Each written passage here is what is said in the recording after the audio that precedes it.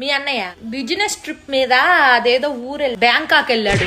Office ఎదవాళ్ళకి బుద్ధి జ్ఞానం లేదు. ఈ మధ్య మరీ ఘోరం అయిపోయి నెలకి 2 సార్లు బిలొస్తున్నారు బ్యాంకాక్. అసలు అల్లాడిపోతున్నాడు. అంత దూరం అంటే ఒళ్ళు హూనం అయిపోదు. ఎక్కడో మ్యాప్ చివరి నుండి బ్యాంకాక్ రాగానే ఒళ్ళంతా నొప్పులు ఉంది, కాస్త కాపడం పెట్టు రాజ్యం అని నోరారా అడుగుతాడు.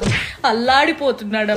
పోనీ నేను కూడా వస్తానయ్యా నీతో పాటు, నువ్వు ఆఫీస్ పని చూసుకో అంటే, వద్దో రాజ్యం నువ్వు రామాక, కడుపులో నీళ్లు కదలకుండా ఉండు, వేళకు తిని పడుకో, నీ ఆరోగ్యం నాకు చాలా ముఖ్యం అంటాడమ్మా మహానుభావుడు. అల్లాడిపోతున్నాడు.